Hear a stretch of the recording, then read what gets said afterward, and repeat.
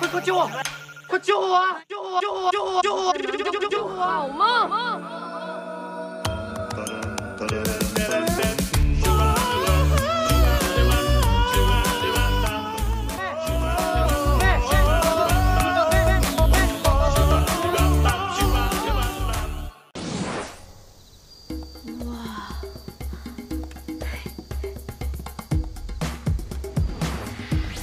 ？शूफू अपनी बहन का ख्याल रखने के बजाय चोरी छुपके घर से फरार होता है। वो बहुत खुश लग रहा है क्योंकि वो अकेले जो जा रहा है। उसके जाने के कुछ ही देर बाद वेंचू वहां आता है। वो देखता है कि शूफू के घर का दरवाजा तो खुला हुआ है। वो घर के अंदर जाता है। चलते चलते वो रूम में पहुंच जाता है जहां पे शाओजी सोई हुई है। दूसरी तरफ शूफू बीच साइड पे पहुंचता है। लिनशिन और काइशन उससे कहते हैं कि तुम तो 20 मिनट लेट आए हो। वो कहता है कि ये मेरी गलती नहीं, मेरी बहन की वजह से मुझे देर हो गई। दूसरी तरफ जब शाओजी नींद से उठती है तो वो वेंचू को अपने रूम में देख घबरा जाती है। वो उससे पूछती है कि तुम यहाँ कैसे? वो कहता है कि दरवाजा खुला था इसलिए मैं अंदर आ गया। शाओजी अपने भाई को तलाश करने लगती है। उसे ना देख वो वेंचू से कहती है कि क्या उस धोखेबाज ने तुम्हें यहाँ भेजा है? सच बताओ मुझे। ये बात कहने के बाद शाओजी की तबीयत बिगड़ जाती है। वेंचू उससे कहता है कि क्या मैं एम्बुलेंस बुलाऊं? वो कहती है कि नहीं, कोई ज़रूरत नहीं, बस तुम चुप रहो, यही काफ़ी है। दूसरी तरफ चूजू को लोकेशन ट्रैकर की मदद से पता चलता है कि उसका भाई तो शूफू के घर पे है।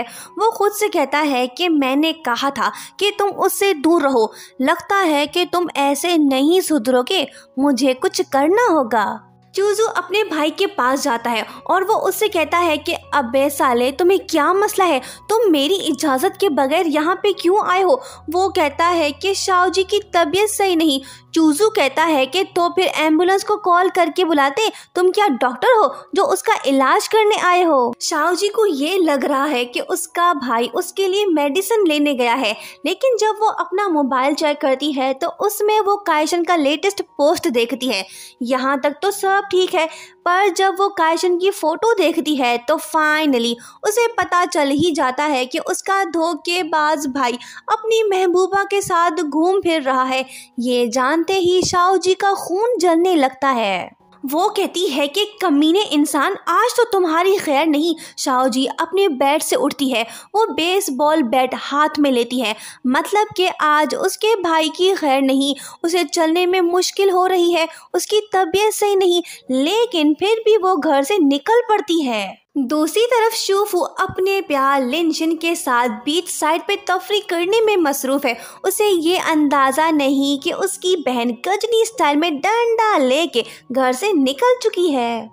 दोनों काफ़ी देर तक एक दूसरे से बातें करते हैं। शाओजी भी वहीं पहुंचती है। उसकी नज़र अपने भाई पे पड़ती है जो बहुत ही खुश लग रहा है। शाओजी को अपने भाई पे गुस्सा तो है, लेकिन वो उसे खुश देख मारने का प्लान पोस्टपोन करती है और डंडा फेंक के वापस जाने लगती है। उसके बाद हम देखते हैं कि शूफू को बिल आखिर एहसास होता है कि उसने अपनी बहन को अकेला छोड़ के सही नहीं किया। अब उसे यहाँ से जाना होगा ताकि वो घर जाके अपनी बहन का ख्याल रखे। जब शाओजी घर वापस जा रही होती है तो तभी एक स्ट्रेंजर उसके सामने आ जाता है। वो उसे मज़ा तो चखाती, लेकिन बदकिस्मती से आज उसकी तबीयत सही नहीं, इसी वजह से वो थोड़ी डर जाती है। खुशकिस्मती से शूफू की नज़र अपनी बहन पे पड़ती है। फिर क्या, वो हवाई किक स्ट्रेंजर के मुंह पे दे मारता है और उससे लड़ने लगता है और उसे कहता है कि कमीने इंसान, तुम्हारी जुर्रत कैसे हुई मेरी बहन को देखने की? आज तो मैं तुम्हें जिंदा नहीं छोड़ूंगा। वो उसे खूब मारता है।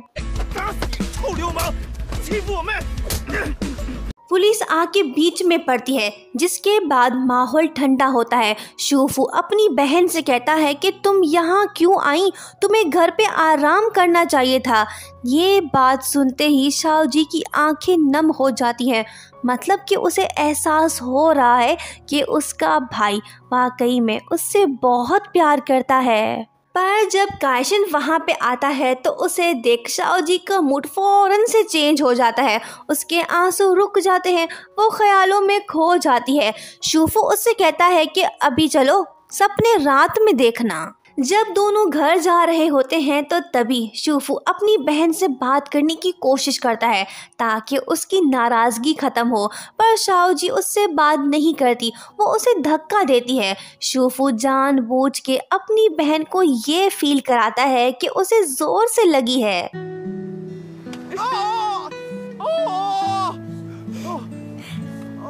वो कुछ इस अंदाज में अपनी बहन को सताता है। यहाँ हम ये फील करते हैं कि दोनों बहन भाई एक दूसरे से काफ़ी प्यार करते हैं। बाकी जहाँ तक लड़ने की बात है तो वो तो चलता रहेगा। दुनिया का हर बहन भाई आपस में टॉम एंड जेरी की तरह लड़ते हैं, पर इसका मतलब ये तो नहीं कि वो एक दूसरे से प्यार नहीं करते, बिल्कुल करते हैं। शूफू और शाओजी पूरे रास्ते बातें करते करते घर पहुंचते हैं, जहां पे वो देखते हैं कि चूजू और उसका भाई वैनशू मज़े से साथ में सोए हुए हैं। मतलब कि दोनों भाई भी एक दूसरे से काफ़ी प्यार करते हैं। सपोर्ट तो आप सब ने भी बहुत किया है, इसी वजह से हमारे 91 के सब्सक्राइबर हो गए हैं। बाकी सिर्फ 9 के सब्सक्राइबर्स रहते हैं 100K होने में। जिन्होंने सब्सक्राइब नहीं किया प्लीज़ आज ज़रूर कर दें। Thank you so much. अब आते हैं कहानी की तरफ। आधी रात को शाओजी और शूफू बाहर जाके बैठ जाते हैं। दोनों डिनर एंजॉय करते हैं, पर शूफू फिर से अपने पुराने रूप में आ जाता है। वो सारा कुछ खा लेता है। शाओजी उससे कहती है कि अब मैं क्या खाऊंगी, तुमने तो कुछ नहीं बचाया। वो कहता है कि फिक्र मत करो, मैं तुम्हारे लिए नूडल्स बना के लाता हूँ। पर मेरी मानो तो तुम्हें डाइट करनी चाहिए, तुम खा खा के बहुत मोटी हो गई हो। ये सुन के शाओजी कहती है कि क्या कहा, अगर हिम्मत है तो फिर से बोल के दिखाओ। शूफू कहता है कि रुको, मारो मत, वो देखो आसमान की तरफ। जब शाओजी ऊपर देखती है तो तभी उसे मीटियोर शावर दिखाई देने लगता है, जिसके बाद वो एक्साइटेड होती है। मतलब कि अभी विश मांगने का टाइम है। वो कहती है कि प्लीज़ मेरी विश पूरी करो, मैं चाहती हूँ कि मेरा भाई मुझसे दूर हो जाए, please take my brother away. नहीं रुको, अगर ये सच हो गया तो फिर मुझे कुछ और मांगना चाहिए। वो कहती है कि मेरी विश ये है कि मैं जितना भी खाऊं पर मेरा वेट ना बढ़े, मैं जैसी हूँ वैसी रहूं। शूफू भी विश मांगने लगता है। वो कहता है कि काश कुछ ऐसा हो जाए जिसके बाद स्कूल्स एक हफ्ते के लिए बंद हो जाए, मैं खूब इंजॉय करूँगा। दोनों बहन भाई ढेर सारी विशेस मांगने लगते हैं, जिसके बाद बेचारा मीटियोराइट परेशान होता है। इसी वजह से वो सुसाइड करके ज़मीन पे ही गिर जाता है। और यहीं पे पार्ट 9 एंड होता है।